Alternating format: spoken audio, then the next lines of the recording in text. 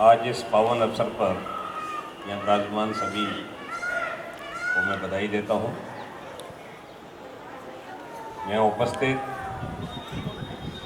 इस गांव के आसपास के सभी गणमान्य नागरिकगण, पेरेंट्स, समस्त विद्यालय परिवार, प्यारे छात्र छात्राओं, एक्स्ट्रा तैयारी करनी पड़ती है उन परीक्षाओं के लिए। तो यहाँ इन बच्चों को प्रारंभ से ही वो सिलेबस और वो पढ़ाई मिलेगी जो हर एग्जाम में उनके लिए उपयोगी साबित हो।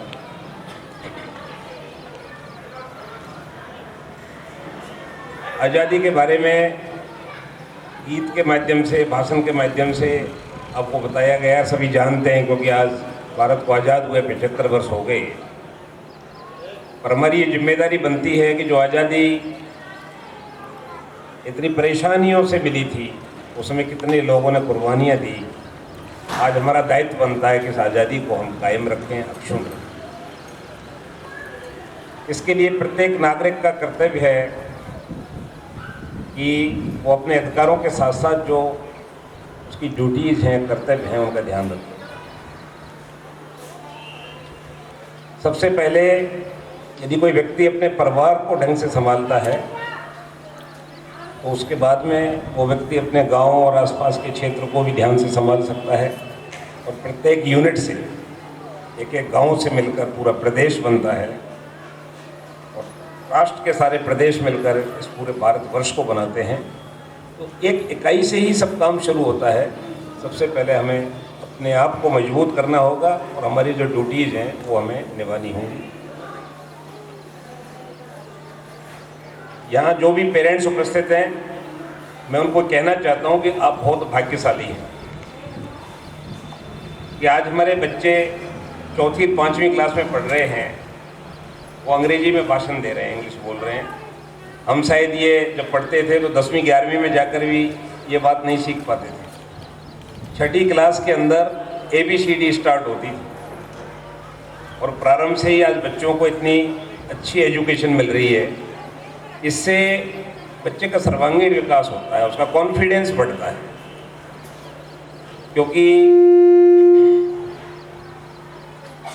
हमारा जो एक्सप्रेशन का मीडियम है, अभी समय में एक परिवर्तन आया है और एक राष्ट्र के अंदर नहीं बल्कि ग्लोबल सिस्टम है सारी चीज़ों में, चाहे बिजनेस हो, एजुकेशन हो, सब चीज़ों में हम जो है, अब राष्ट्रों की दूरियां नहीं रही। आज हम यहाँ बैठे बैठे अमेरिका में क्या गतिविधि हो रही है जान सकते हैं। यहीं बैठकर जो है दूसरे देश के साथ हम व्यापार कर सकते हैं, एजुकेशन ले सकते हैं। तो ऐसी स्थिति में मीडियम ऑफ एक्सप्रेशन अंग्रेजी का जानना भी बहुत ज़रूरी है। हमारी मातृभाषा को हम नहीं भूलें, मातृभाषा तो सशक्त होनी ही चाहिए, लेकिन ये हमारी एक एक्स्ट्रा क्वालिफिकेशन है कि हम अंग्रेजी माध्यम से आगे बढ़ें। शिक्षा बहुत महत्वपूर्ण चीज़ है। इसके साथ साथ मैं यहाँ जो टीचर्स हैं उनको ये रिक्वेस्ट करना चाहूँगा कि बच्चों के अंदर अच्छे संस्कार डाले जाएं, क्योंकि जो व्यक्ति संस्कारवान होगा वो राष्ट्र को आगे ले जाने में उसका बहुत सहयोग रहेगा। आज हम देख रहे हैं कि आधुनिकीकरण के साथ साथ कुछ विसंगतियां भी समाज में आने लगी हैं। इसलिए यही एक ऐसा माध्यम है, प्लेटफॉर्म है, जहां पर देश का निर्माण किया जाता है। कहते भी हैं कि शिक्षक वो है जो स्वयं जलकर जो है राष्ट्र का निर्माण करता है, राष्ट्र को रास्ता दिखाता है। वास्तव में शिक्षण का कार्य, शिक्षक का कार्य इतना पवित्र है कि उसका मूल्यांकन करना बहुत मुश्किल है। यदि कोई शिक्षक 5 विद्यार्थी भी अच्छे संस्कार वाले तैयार कर दे तो राष्ट्र के लिए ये बहुत बड़ी उपलब्धि होगी, क्योंकि 5 व्यक्ति तो पूरे देश में क्रांति ला सकते हैं। इसलिए आपसे जितना बन सके, जितनी आपकी क्षमता है, उससे अधिक इन बच्चों में अच्छे संस्कार डालें। अध्यापन कार्य तो निष्ठापूर्वक करना ही चाहिए। मैं पेरेंट्स को भी कहना चाहूँगा कि अपने बच्चों के बारे में विद्यालय में लगातार जानकारी करते हैं। जैसा मीना सर ने कहा था कि ऐसे कार्यक्रमों में निश्चित रूप से आपको ज़्यादा से ज़्यादा आना चाहिए, जिससे आपको पता लगेगा कि विद्यालय में किस प्रकार की व्यवस्थाएं हैं, शिक्षा कैसी दी जा रही है, माहौल कैसा है यहाँ का, किन परिस्थितियों में आपका बालक यहाँ अध्ययन कर रहा है। और आप यदि सजग रहेंगे, सतर्क रहेंगे, निगरानी रखेंगे, तो विद्यालय परिवार का उत्साह भी बढ़ेगा। ये और ज़्यादा मेहनत के साथ आपके बच्चे को आगे बढ़ाने का प्रयास करेंगे। इस अवसर पर मैं छात्रों को भी ये आग्रह करना चाहूँगा कि आप विद्यालय में तो अनुशासन रखें ही, लेकिन अपने घर परिवार और समाज में, पास पड़ोस में अनुशासन का पूरा ध्यान रखें। क्योंकि जो व्यक्ति अनुशासित है, डिसिप्लिन्ड है और हार्ड वर्कर है, ऑनेस्टी है उसके अंदर, वो बहुत आगे जाता है। सवाल किसी पद पे जाने का नहीं है। मैं हर जगह ये कहा करता हूँ कि व्यक्ति कभी भी पद से और पैसे से बड़ा नहीं हो सकता। हो सकता है किसी व्यक्ति का पद जो है बहुत बड़ा मंत्री, अधिकारी या बहुत ज़्यादा कोई बड़ा बिजनेसमैन हो, इतना होने से वो बड़ा नहीं बन जाता। बड़ा व्यक्ति अपने आचरण से, अपने विचारों से, अपने कर्म से बनता है और उसी को समाज और लोग मान्यता भी देते हैं। अन्यथा हम जानते हैं कि जिसके संस्कार ठीक नहीं है, वो चाहे बड़े पद पे हो, पीछे से उसके बारे में हम लोग क्या क्या कहते हैं, ये हम सब इन बातों से परिचित हैं। इसलिए प्यारे बच्चों, आप अपना मन लगाकर अच्छी तरह से अध्ययन तो करें ही, लेकिन अनुशासन में रहें, अपने से बड़ों का सम्मान करना सीखें, प्रेम रखना सीखें। कोई जाति और धर्म के आधार पर कभी भी अपने मन में कोई डिफरेंसेस नहीं लाएं। सारी जातियाँ अपने स्तर पर अच्छी हैं, सारे धर्म अच्छे हैं। इस प्रकार के किसी भी तरह के विचार में हमें नहीं आना चाहिए और इंसान को इंसान से प्रेम करना चाहिए, उसकी इज्जत करनी चाहिए। आपका लंबा कार्यक्रम है,